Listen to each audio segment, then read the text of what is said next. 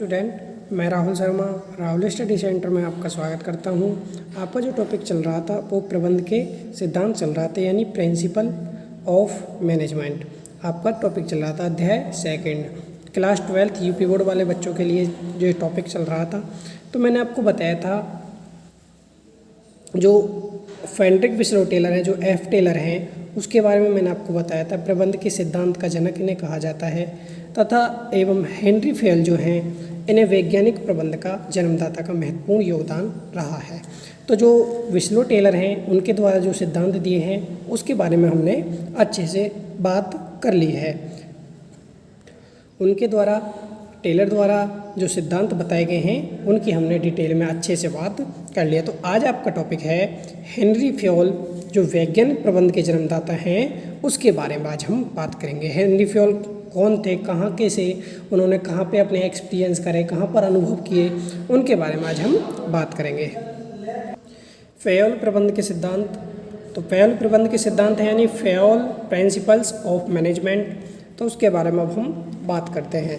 तो जो फ्रांस के प्रसिद्ध उद्योगपति जो फेयल एवं प्रबंध विशेषज्ञ हेनरी फेयल, अमेरिका के विश्वविख्यात इंजीनियर श्री फ्रेडरिक विस्लो टेलर, जिसके बारे में मैंने आपको बताया, फ्रेडरिक विस्लो टेलर यानी एफ टेलर के समकालीन थे। यानी जो हेनरी फेयल हैं, श्री फ्रेडरिक विस्लो टेलर के ही समकालीन थे। और ये जो फ्रांस के प्रसिद्ध उद्योगपति एवं प्रबंध विशेषज्ञ हेनरी फेयल, अमेरिका के विश्वविख्यात इंजीनियर श्री फ्रेडरिक विस्लो टेलर के समकालीन थे। जो हेनरी फेयल है, इनका जो जन्म है वो फ्रांस में हुआ था, उसके बारे में भी हम नीचे बात भी करेंगे। तो एक गहन अनुभव के बाद उन्होंने प्रबंध संबंधित अनेक सिद्धांतों का प्रतिपादन किया। उनके नाम पर ही उनकी विचारधारा को फेयलवाद भी या फेयलिज्म भी कहा जाता है, फेयलवाद कहा जाता है। ठीक है, इन्होंने अपनी गहन सोच, गहन अनुभव के बाद उन्होंने कुछ सिद्धांतों का उल्लेख किया है, अनेक सिद्धांतों का प्रतिपादन किया है। उनकी जो विचारधारा थी उसको फेयलवाद भी कहा जाता है। तो आज हम हेनरी फेयल का इंट्रोडक्शन के बारे में बात करेंगे। हेनरी फेयल कौन थे, उन्होंने अपने जो अनुभव है वहाँ कहाँ से लिए, तो उसके बारे में आज हम बात करेंगे। क्योंकि हेनरी फेयल ने भी अपने अनुभव के आधार पर ही कुछ बातें, कुछ सिद्धांत लिखे हैं। तो जो हेनरी फेयल हैं, उन्होंने प्रबंध के 14 सिद्धांत का प्रतिपादन किया है। 14 सिद्धांतों के बारे में हमें बताया है। तो बात करते हैं हेनरी फेयल के बारे में। हेनरी फेयल कौन थे? तो हेनरी फेयल को प्रशासकीय प्रबंध की प्रणाली का जन्मदाता माना जाता है। यानी जो प्रशासकीय प्रबंध है, जो उसकी जो प्रणाली है, उसका जो जन्मदाता हेनरी फेयल को ही कहा जाता है। इनका जन्म सन 1841 में फ्रांस में हुआ था।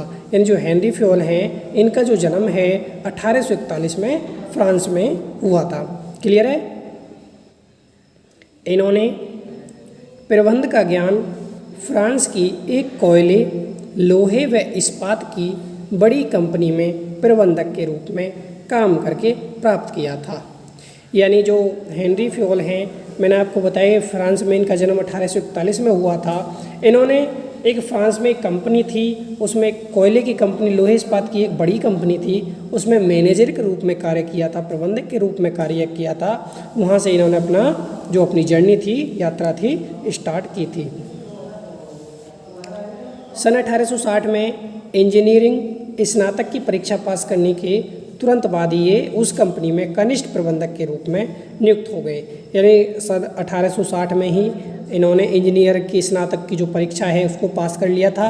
उसके बाद उन्हें कंपनी में कनिष्ठ प्रबंधक के पद पर नियुक्त हो गए थे। और इनका जो जन्म था 1841 में हुआ और 1860 में ये इंजीनियरिंग स्नातक की परीक्षा पास करके कनिष्ठ प्रबंधक के पद पर नियुक्त हो गए थे। क्लियर है?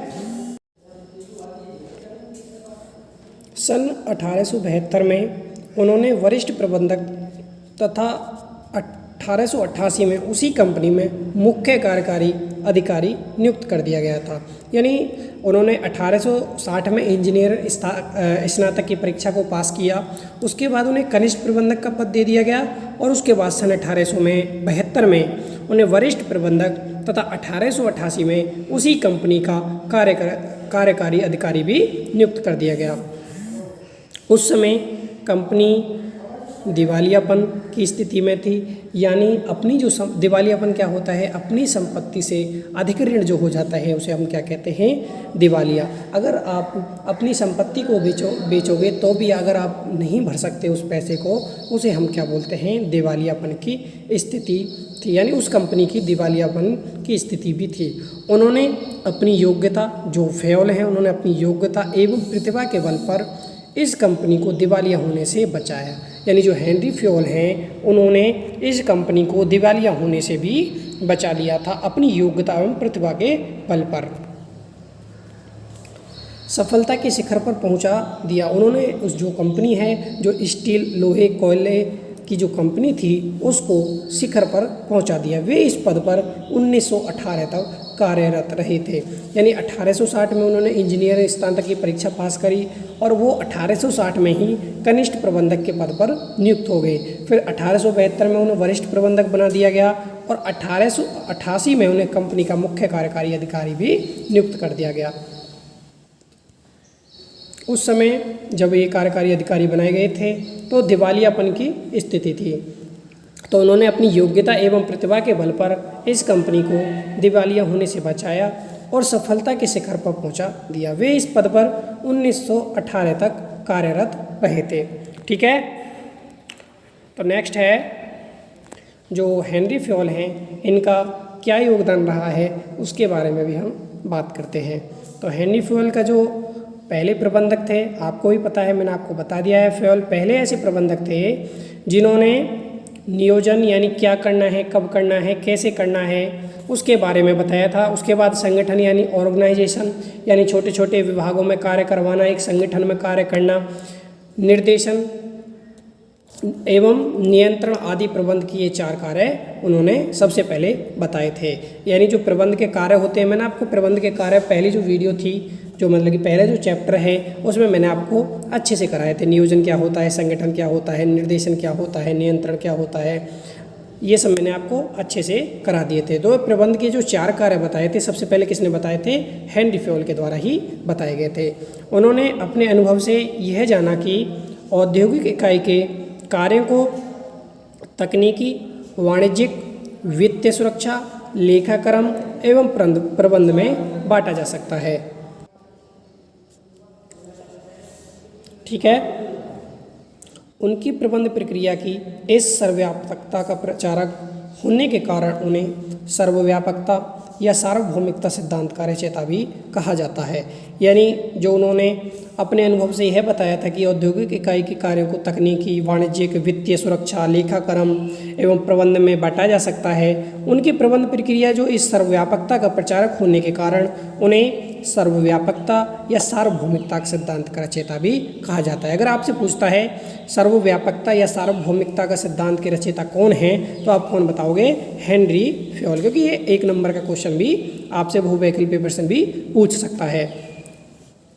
उसके बाद है फ्योल के अनुसार प्रत्येक संगठन में प्रबंध चलाने के लिए अपने सुनिश्चित सिद्धांत हैं। यदि प्रबंधक अपने कार्य में इन सिद्धांतों का ध्यान रखे तो उसे सफलता निश्चित मिलेगी।